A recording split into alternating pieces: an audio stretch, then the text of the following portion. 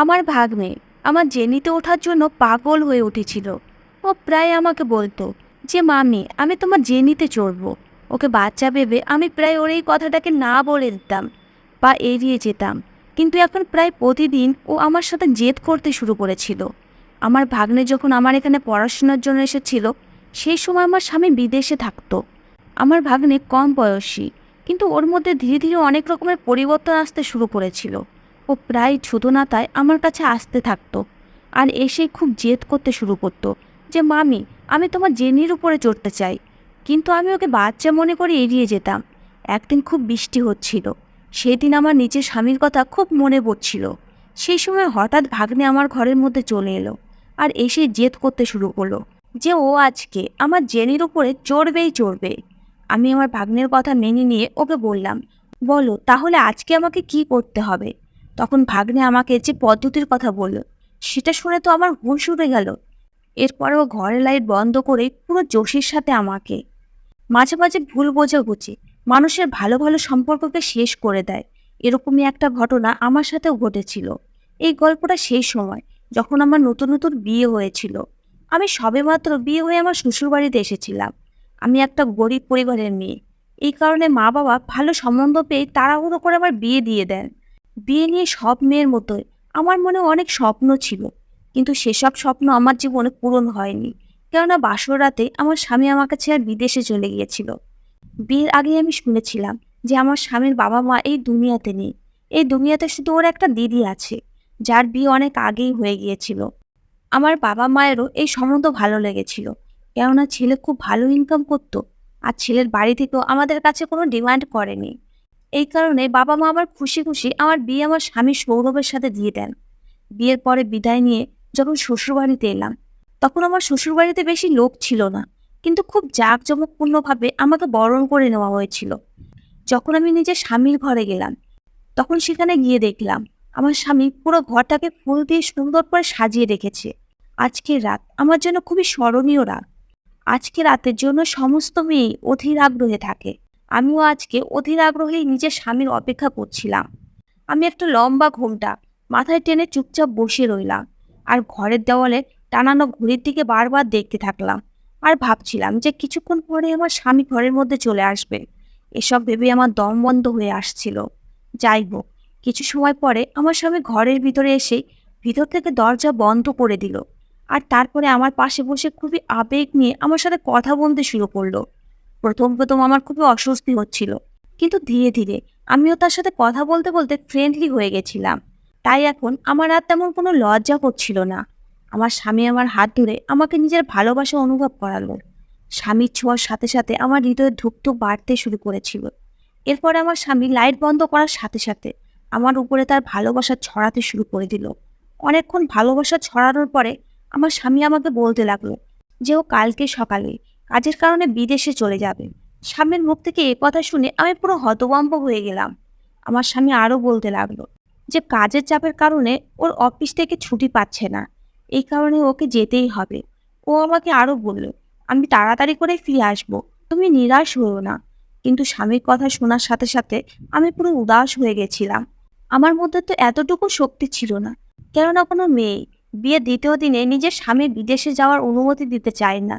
আমার মন উদাস দেখে আমার স্বামী আমাকে মানানোর পুরো চেষ্টা করেছিল, কিন্তু সারাদিন ক্লান্তির কারণে আমি তাড়াতাড়ি ঘুমের দেশে হারিয়ে গেছিলাম। সকালে ঘুম থেকে উঠে যখন আমি আমার স্বামীকে রেডি হতে দেখলাম, তখন আমি আমার স্বামীকে রাখার অনেক চেষ্টা করলাম। আমি তাকে বললাম কয়েকদিন পরে যেও, কিন্তু সে বলল আমাকে আর্জেন্ট কাজের জন্য যেতেই হবে, আর এই আর্জেন্ট কাজের জন্য ও ছুটি নিতে পারছে না। ও আরও বলতে লাগলো যে তুমি চিন্তা করো না, আমি তাড়াতাড়ি ফিরে আসবো। আমি এ বাড়িতে নতুন এসেছিলাম, এই কারণে ওর সাথে খুব বেশি তর্ক করতে পারলাম না।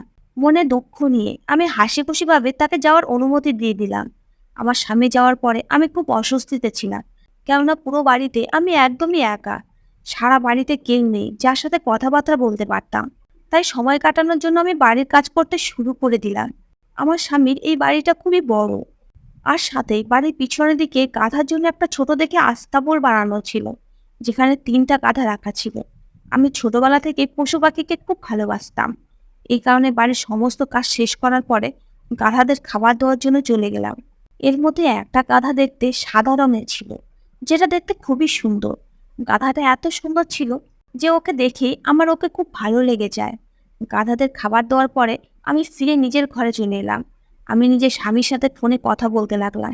স্বামীর সাথে কথা বলার সময় আমি বারবার ওকে ফিরে আসার জন্য অনুরোধ করতে লাগলাম, কিন্তু ও বারবার আমাকে এটাই বলছিল যে তুমি আর কয়েকদিন অপেক্ষা করো, কয়েকদিন পরে আমার ভাগ্নি আমাদের বাড়িতে এসে যাবে, তারপরে ও আমাদের বাড়িতেই থাকবে, কারণ ও আমাদের বাড়িতে থেকে নিজের কলেজে পড়াশুনো কমপ্লিট করবে।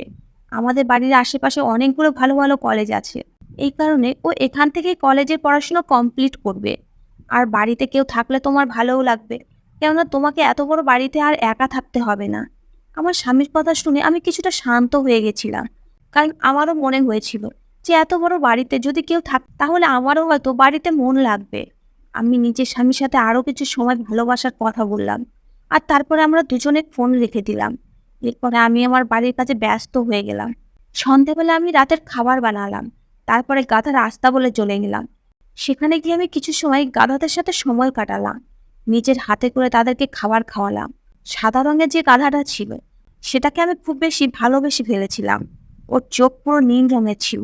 আমি যখনই ওর কাছে যেতাম তখনই ও আমার সামনে নিজের ঘাড় নিচু করে নিত, আর এরকম মনে হতো যে ও আমার অনুভবকে বুঝতে পারে। আমি সেই রাস্তা বলে বসে ওই সাদা গাধাটার সাথে অনেকক্ষণ কথা বলতে থাকলাম। আমার ওর সাথে সময় কাটাতে ভালো লাগতো। এরপরে যখন সমস্ত গাধা ঘুমিয়ে গেল তখন আমি বাড়ির মধ্যে এসে রাতের খাবার খেলাম। এরপরে রান্নাঘরে বাসনপত্র ধুয়ে বাথরুমে ঢুকে নিজের ফ্রেশ হলাম। এরপরে যখন নিজের ঘরে এসে বিছানায় শুয়ে পড়লাম তখন সারাদিনের ক্লান্তির কারণে খুব তাড়াতাড়ি আমি গভীর ঘুমে ঘুমিয়ে গেলাম। সকালবেলা ঘুম থেকে উঠে ফ্রেশ হয়ে আমি তাড়াতাড়ি করে বাড়ির কাজকর্ম করতে শুরু করে দিলাম।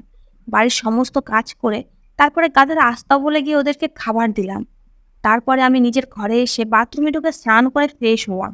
যখন আমি ফ্রেশ হয়ে বাথরুম থেকে বেরোলাম তখনই বাড়ির দরজায় কলিং বেল জোরে জোরে বাজতে লাগলো। আমি তাড়াতাড়ি করে দৌড়ে দরজার কাছে পৌঁছে গেলাম। যখন আমি দরজা খুললাম তখন সামনে দাঁড়ানো লোকটাকে দেখে আমি হতভম্ব হয়ে গেলাম, কেননা সামনে যে লোকটা দাঁড়িয়েছিল সে আর কেউই না, বরং আমার ভাগ্নে। ওকে বিয়েতে আমি একবারই দেখেছিলাম, এই কারণে প্রথম নজরে ওকে আমি চিনতে পেরে গেছিলাম। ও আমাকে দেখেই বলতে লাগলো যে মামি, আজকে তো তোমাকে খুবই সুন্দরী লাগছে। ওর কথা শুনে আমি লজ্জা পেয়ে গেলাম। এরপর আমি বললাম, তুমি ভিতরে এসো, আমার প্রশংসা না হয় পরেই করে নিও, এখন তাড়াতাড়ি করে ঘরের ভিতরে চলে এসো। এরপরে ও নিজের একটা বড় ব্যাগ নিয়ে ভিতরে ঢুকে সোফার সাইডে রাখলো আর বলতে লাগলো, তুমি তো জানোই আমি এখানে পড়াশোনার জন্য এসেছি, আমি কলেজে পড়াশোনা এখান থেকেই করব। আমার এই ভাগ্নের নাম প্রকাশ, ওর বয়স 18 বছর। দেখতেও ও খুবই হ্যান্ডসাম ছিল। ওকে দেখে ওর বয়সের আন্দাজ করা খুবই কষ্টকর। ওর কথা শুনে ওকে বললাম, হ্যাঁ, তোমার মামা আমাকে বলেছিল যে তুমি আসবে, কিন্তু তুমি যে এত তাড়াতাড়ি আসবে এটা আমি জানতাম না। যাই হোক, চলো আমি তোমাকে তোমার ঘর দেখিয়ে দিই। তুমি তোমার জিনিসপত্র রেখে তাড়াতাড়ি ফ্রেশ হয়ে নাও, আমি তোমার জন্য নাস্তা তৈরি করে নিয়ে আসছি। আমার ঘরের কিছুটা দূরে একটা ঘর ছিল, আমি ওকে সেই ঘরটা দিয়ে বললাম যে তুমি আজকে থেকে এখানেই থাকবে। ওর এই ঘরটা দেখে খুব ভালো লেগেছিল। তারপরে ও ফ্রেশ হওয়ার জন্য বাথরুমে চলে গেল। আমি রান্নাঘরে গিয়ে ওর জন্য নাস্তা তৈরি করতে লাগলাম। যখন নাস্তা বানানো হলো তখন আমি ঘরের মধ্যে ফিরে এলাম। যখন ঘরে এসে দেখি যে ও সোফায় বসে খুব ধ্যান দিয়ে ফোনে কিছু একটা দেখে যাচ্ছিল। যখনই ও আমাকে দেখলো তখন তাড়াহুড়ো করার কারণে ওর হাত থেকে ফোনটা নিচেই পড়ে গেল। যাই হোক, আমি সেদিকে খেয়াল না দিয়ে ওকে নাস্তা ধরিয়ে দিলাম। প্রকাশ নাস্তা খেতে খেতে আমার প্রশংসা করতে লাগলো। ও বলতে লাগলো, মামি, তুমি তো খুব সুন্দর নাস্তা বানাতে পারো, সত্যি তোমার হাতে জাদু আছে। ও প্রায় এই ধরনের কথা বলতো, কিন্তু আমি ওর কথা শুনে হেসে এড়িয়ে যেতাম, কেননা ও খুব ইয়ার্কি ফাজলামি করতে পারত।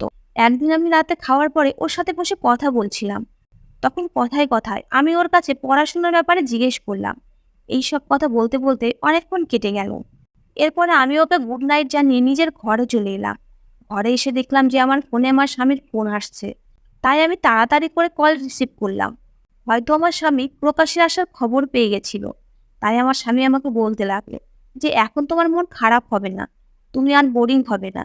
নিজের স্বামীর কথা শুনে আমি চুপচাপ হ্যাঁতে জবাব দিয়ে দিলাম, কেননা আমার স্বামীকে আমি একদমই বুঝতে পারছিলাম না, কেননা আমার তাকে দরকার, তার ভাগ্নিকে না। আমি নতুন বউ, এই কারণে খুব বেশি জেদ করলাম না। আমি চুপচাপ আমার স্বামীর কথা খুব মন দিয়ে শুনেছিলাম। অনেকক্ষণ এভাবে কথা বলার পরে আমরা দুজনে ফোন রেখে দিলাম। এরপর আমি বিছানায় শুয়ে গভীর ঘুমিয়ে গেলাম। সকালে যখন ঘুম ভাঙলো, তখন আমি হাত মুখ ধুয়ে ঘরের সমস্ত কাজ করলাম। এরপরে আমি গাধার আস্তাবলে গিয়ে তাদেরকে খাবার দিতে শুরু করে দিলাম। আজকে আস্তাবলে সাদা রঙের যে গাধাটা ছিল, সে খুব বেশি লাফঝাপ করছিল। হয়তো এই গাধাটা একটু খোলামেলা হাঁটাচলা করতে চাইছিল, কেননা অনেকদিন থেকে সে এক জায়গাতে দড়িতে বাঁধা ছিল। যখন আমি সেই গাধাটাকে খাবার দিচ্ছিলাম, তখন হঠাৎই পিছন থেকে প্রকাশ আমার কাছে এসে দাঁড়িয়ে পড়লো আর আমাকে বলতে লাগলো, মামি, তোমার এই সাদা রঙের গাধাটা তো খুব বেশি সুন্দর। ও আরো বলতে লাগলো, এই গাধাটা একদমই তোমার মতো অপূর্ব সুন্দর। একে যে কেউ দেখুক না কেন মোহিত হয়ে যাবে। যেমন এর সৌন্দর্য, তেমনি এর নীল রঙের চোখ। একে যে দেখবে সে এর উপরে ফিদা হয়ে যাবে। তারপরে কথায় কথায় ও আমাকে এমন কথা একটা বলল, যেটা শুনে আমার অন্তরাত্মা কেঁপে উঠেছিল। ও আমাকে বলতে লাগলো যে, মামি, আমাকে তোমার জেনিতে কবে চড়তে দেবে? ওর এই কথা শুনে কিছু সময়ের জন্য তো আমি হতভম্ব হয়ে গেছিলাম। তারপর আমি হেসে ওর কথাকে এড়িয়ে গেলাম। এরপরে কিছু সময় অবধি আমরা দুজনে সেই আস্তাবলে থাকলাম। তারপরে আমরা দুজনে বাড়ির ভিতরে চলে এলাম। বাড়িতে আসার কিছুক্ষণ পরেই প্রকাশ আমাকে বলতে লাগলো যে, মামি, আজকে আমি আমার বন্ধুর কাছে যাচ্ছি, তাই আমার আসতে কিছুটা দেরি হয়ে যাবে। কেননা আমার বন্ধু এখানেই হোস্টেলে থেকে পড়াশুনো করে। আমরা দুজনে বাজারে আজকে একটু ঘুরতে যাব। আমি ওকে যাওয়ার অনুমতি দিয়ে দিলাম। ও চলে গেল। আমি দুপুরে রান্না করে নিলাম। এরপরে স্নান করে ফ্রেশ হয়ে একটু দুপুরের ঘুম ঘুমালাম। বিকেলে ঘুম থেকে উঠে গাধাদের খাবার খেতে দিলাম। তারপরে সন্ধ্যা হলে আমি রাতে খাবার রান্না করে ওর আসার অপেক্ষা করতে লাগলাম। প্রকাশ রাত 10টার সময় ফিরে এলো। আমরা দুজনে বসে রাতের খাবার খেলাম। খাবার খেতে খেতে ও আবারও আমাকে বলতে লাগলো যে, মামি, আমাকে তোমার জেনির উপরে কবে উঠতে দেবে? ওর মুখ থেকে আবারও এই কথা শুনে আমি হেসে এড়িয়ে গেলাম। ভাবলাম, এ তো বাচ্চা মানুষ, এ বুঝতে পারছে না যে কি বলছে। কিন্তু এটা হয়তো আমার ভুল ধারণা ছিল। যাই হোক, খাবার খাওয়ার পরে প্রকাশ নিজের ঘরে ঘুমানোর জন্য চলে গেল। আর আমিও রান্নাঘরে কাজ শেষ করে ঘুমানোর জন্য নিজের ঘরে চলে এলাম। সারাদিন বাড়ির বিভিন্ন কাজ করার ফলে আমি খুবই ক্লান্ত ছিলাম। এই কারণে আমি ঘরে গিয়ে তাড়াতাড়ি করে শুয়ে পড়লাম। কিন্তু রাতের দিকে আমি কিছু অদ্ভুত আওয়াজ শুনতে পেলাম, যদিও আমি সেই সব আওয়াজের দিকে খুব বেশি ধ্যান দিলাম না। যখন আমি সকালে উঠলাম, তখন আমার রাতে সেই আওয়াজের কথা মনে পড়ল। তাই সেই ব্যাপারে গভীরভাবে চিন্তা ভাবনা করছিলাম আর রান্নাঘরে কাজ করছিলাম। কিন্তু সেই সময় কখন যেন প্রকাশ আমার পিছনে এসে দাঁড়িয়ে পড়েছিল। আমি সেটা জানতেই পারিনি। ও আমাকে একবার ডাক দিয়েছিল, কিন্তু আমি এত গভীরভাবে চিন্তা ভাবনা করছিলাম যে ওর আওয়াজ শুনতেই পাইনি। এরপরে ও আমার পিছন থেকে এসে আমার ঘাড়ে হাত রাখলো। ওর ছোঁয়াতে আমার অদ্ভুত রকমের অনুভব হতে শুরু করেছিল। তখন ও বলতে লাগলো, মামি, আমি তোমাকে কখন থেকে ডাকছি, কিন্তু তুমি আমার কথা শুনতেই পাচ্ছ না। এরপরে ও বলতে লাগলো যে, মামি, আজকে দুপুরে আমি থাকবো না, কেননা আজকে আমি কলেজে অ্যাডমিশন হতে যাব। ওর কথা শুনে আমি বললাম, ঠিক আছে, তুমি রাতে তো আসবে, তাই না? তখনও বলতে লাগলো, হ্যাঁ। এরপরে আমি নাস্তা তৈরি করলাম আর আমরা দুজনে নাস্তা করতে বসলাম। নাস্তা করার সময় প্রকাশ আমাকে বলতে লাগলো যে, মামি, তোমার জেনের উপরে আমাকে কবে উঠাবে? আমি ওর কথা শুনে প্রথমে চুপ হয়ে গেলাম। তখনও আবার বলতে লাগলো, আমার জেনের উপরে চড়তে খুবই ভালো লাগে। ও বারবার আমার কাছে জেদ করতে থাকলো, কিন্তু আমি ওর কথা হেসে এড়িয়ে গেলাম। এখন এই ঘটনা প্রতিদিন হতে শুরু হয়ে গেছে। রাতের বেলাও ও খাবার খেতে বসে এই একই কথা বলল, আর আমি হেসে এড়িয়ে গেলাম। রাতে খাবার খাওয়ার পরে প্রকাশ নিজের ঘরে চলে যেত, আর ও যাওয়ারও কিছু সময় পরে আমিও ঘরে চলে আসতাম। আমি ঘরে আসার কিছু সময় পরেই অদ্ভুত অদ্ভুত আওয়াজ আসতে থাকতো। একদিন এই আওয়াজটা ভালোভাবে শোনার জন্য আমি ঘর থেকে বাইরে বেরিয়ে এলাম। তারপরে ধীর পায়ে এগিয়ে গিয়ে দেখলাম যে এই আওয়াজটা তো প্রকাশের ঘর থেকে আসছে। এই আওয়াজটা একদমই অন্য টাইপের ছিল, যেটা শুনে আমার ভিতরে অদ্ভুত অনুভব হচ্ছিল। এই কারণে আমি ভয় পেয়ে তাড়াতাড়ি করে দৌড়ে নিজের ঘরে এসে গেলাম। নিজের স্বামীর কথা আমার খুবই মনে পড়ছিল। ভয়ে আমি চাদর দিয়ে মাথা অবধি ঢেকে শুয়ে পড়লাম। সকালবেলা যখন উঠলাম, তখন আবারও আমি বাড়ির কাজে ব্যস্ত হয়ে পড়লাম। কাজ করতে করতে আমি আবারও রাতে হওয়া সেই আওয়াজের ব্যাপারে চিন্তা করতে লাগলাম। প্রকাশ আজকে আবারও আমার একদম কাছে এসে দাঁড়িয়ে গেছিল। তারপরে আবার যে কথাটা আজকেও ও আমাকে বলল, সেটা শুনে আমার হুঁশ উড়ে গেল। ও বলেছিল যে, আমাকে তাড়াতাড়ি তোমার জেলিতে উঠতে হবে। আমি ওকে বাচ্চা মানুষ ভেবে কথাটা ঘুরিয়ে দিলাম। এখন ধীরে ধীরে ওর মধ্যে অনেক পরিবর্তন আসতে শুরু করেছে। ও প্রায় ফোন নিয়ে বসে না জানি কি ভিডিও দেখতে থাকতো। আমি যখনই ওর পাশে এসে দাঁড়াতাম, তখনই ও ঘাবড়ে গিয়ে তাড়াতাড়ি করে মোবাইল বন্ধ করে দিত। আর রাতের বেলার সেই অদ্ভুত আওয়াজ আমাকে অস্থির করে রেখে দিয়েছিল। ওকে আমি বাচ্চা মনে করতাম, তাই ওর এই সমস্ত কাজ কারবারকে না দেখার মতো করে এড়িয়ে যেতাম। এখন কিছুদিন থেকে প্রকাশ আমার সাথে খুব বেশি ফ্রেন্ডলি হয়ে গেছিল। আমার সাথে রাতের খাবার খাওয়ার পরে আমার ঘরে এসে ঘন্টার পর ঘন্টা গল্প করতো। গল্প করতে করতে ও সেই কথাটা আবার রিপিট করতো যে, "মামি, আমাকে তোমার জেনিতে উঠতেই হবে। তোমার জেনি আমার খুব বেশি পছন্দের। তুমি কি আমাকে তোমার জেনির উপরে চড়তে দেবে?" আমার মনে মনে রাগ হলেও কথাটা এড়িয়ে যেতাম। এক রাতে আমি ঘুমিয়েছিলাম। তখনই হঠাৎ সে অদ্ভুত ধরনের আওয়াজ আসতে লাগলো। আমি তাড়াতাড়ি উঠে সে আওয়াজ শুনতে লাগলাম। বাইরে বেরিয়ে দেখলাম আওয়াজটা প্রকাশের ঘর থেকে আসছে। আমি আস্তে আস্তে করে ওর ঘরের দরজার কাছে দাঁড়িয়ে গেলাম। তখন এই আওয়াজটা খুব জোরে আসছিল। এরপর আস্তে আস্তে আমি জানলার কাছে গেলাম। সেখানে গিয়ে জানলা দিয়ে উঁকি মেরে যা দেখলাম তাতে আমার হুঁশ উড়ে গেল। আমি দেখলাম যে ও মোবাইলে একটা ভিডিও দেখে এমন একটা কাজ করছে যেটা দেখে আমার হৃদয় ধুক ধুক বেড়ে গেছিল। আমি তাড়াতাড়ি করে দৌড়াতে দৌড়াতে ফিরে এলাম আর নিজের স্বামীকে ফোন করতে লাগলাম। আমি আমার স্বামীকে ফোন লাগিয়ে খুব কান্না করতে লাগলাম, কিন্তু আমি তাকে প্রকাশের ব্যাপারে কিছুই বললাম না। আমি ওকে এখানে ফিরে আসার জন্য বারবার জেদ করে যাচ্ছিলাম, কিন্তু ও বারবার এটাই বলে যাচ্ছিল যে ওর আরও কিছুটা সময় লাগবে। ওর এই কথা শুনে আমি খুব রেগে গিয়ে ফোন কেটে দিলাম। সারা রাত আমি খুব অস্বস্তিতে কাটালাম। আমি ভেবে নিয়েছি যে আমি প্রকাশের ব্যাপারে কাউকে কিছু বলবো না। যখন আমার স্বামী বাড়িতে এসে যাবে তখন তাকে নিজের চোখে এই সমস্ত জিনিস দেখাবো। কেননা যদি আমার স্বামী আমার কথা বিশ্বাস না করে তাহলে আমি কি করব? পরের দিন খুব জোরে বৃষ্টি হচ্ছিল। আজকে আমি সকাল সকাল ঘুম থেকে উঠে পড়েছিলাম। আজকে আমার নিজের স্বামীকে খুব বেশি মনে পড়ছিল। পরের দিন সকালে দেখলাম প্রকাশ আস্তা বলে। ওকে খুব খুশি মনে হচ্ছিল। গাধার সাথে ও খুব বেশি মিলমিশ হয়ে গেছে। এইসব কিছু আমি দূর থেকে দেখছিলাম। তখন আমি ভাবতে লাগলাম যে প্রতিদিন প্রকাশ আমার কাছে যে জেদ করে যে ওর আমার জেনির উপরে চড়ার খুব ইচ্ছা, কোথাও ও এ কথা বলছিল না তো? আর হয়তো আমি ওকে ভুল বুঝে খারাপ ভেবে বসে আছি। কিন্তু যদি এই কথাটাই হয় তাহলে রাতের বেলা ও ফোনে ভিডিও দেখে এরকম অদ্ভুত অদ্ভুত কাজ কারবার কেন করছিল? এখন আমার মনে অনেক প্রশ্ন করতে লাগলো, যার জবাব শুধু আর শুধুমাত্র প্রকাশই দিতে পারবে। এই কারণে এখন আমি ওর অপেক্ষা করতে লাগলাম। প্রকাশ কিছু সময় সে গাধার সাথে কাটিয়ে বাড়ির মধ্যে ফিরে নিজের ঘরে চলে গেল। আমি ওর পিছন পিছনে ঘরের মধ্যে চলে গেলাম। আমি তাড়াতাড়ি করে ঘরের দরজা ভিতর থেকে বন্ধ করে দিলাম। প্রকাশ আমাকে দেখে অবাক হয়ে গেছিল। ও বলতে লাগলো, "মামি, তুমি এত তাড়াতাড়ি ঘুম থেকে উঠে পড়েছো?" আমি বললাম, "কেন? তুমি কি অবাক হয়ে গেছো নাকি? কেন, তুমি কি চাও না যে আমি সকাল সকাল ঘুম থেকে উঠি?" আমি ওকে অদ্ভুত অদ্ভুত কথা বলতে শুরু করেছিলাম, কিন্তু ও আমার কথা শুনে আমি কি বলতে চাইছি সেটা হয়তো ও ভালোভাবে বুঝতে পেরে গেছিল। ও তাড়াতাড়ি করে আমাকে বলতে লাগলো যে, "মামি, আমার এরকম কোনো উদ্দেশ্যই ছিল না।" আমি বললাম, "তাহলে কিরকম উদ্দেশ্য ছিল তোমার? তুমি তো প্রতিদিন আমাকে বলতে থাকো যে তুমি আমার জেনির উপরে চড়তে চাও।" আমার কথা শুনে ও আমাকে বলতে লাগলো, "হ্যাঁ মামি, আমি বলে তো ছিলাম।" আমি বললাম, "তাহলে কি তুমি আস্তা বলে যে সাদা রঙের গাধা আছে তার কথা বলছিলে?" তখনও বলতে লাগলো, "হ্যাঁ মামি, আমার সাদা রঙের জিনিস খুবই পছন্দের। ছোটবেলা থেকে আমার জেনির উপরে চড়ার খুব শখ ছিল। আমি যখন ছোট ছিলাম তখন নিজের কাকার বাড়িতে যেতে থাকতাম, কারণ ওখানে অনেক গাধা ছিল আর আমি তার উপরে চড়ে ঘুরে বেড়াতাম। কিন্তু একবার আমি একটা গাধার উপর থেকে পড়ে গেছিলাম। তখন আমার পায়ে ফ্র্যাকচার হয়ে গেছিল। এই কারণে আমার বাড়ির লোকেরা আমাকে গাধা থেকে দূরে থাকার জন্য বলেছিল। কিন্তু আমি গাধাকে খুব ভালোবাসি। এই কারণে যখন আমি এখানে এলাম তখন এই গাধাগুলোকে দেখে আমার পুরনো কথা আবারও মনে পড়ে গেছিল।" আমি বললাম, "দাঁড়াও দাঁড়াও, তুমি জেনি বলতে কি বোঝাতে চাইছো?" আমার প্রশ্ন শুনে ও বলল, "মামে, তুমি জানো না মেয়ে গাধাকে জেনি বলা হয়?" আমি ওর কথা শুনে হতবাক হয়ে গেলাম।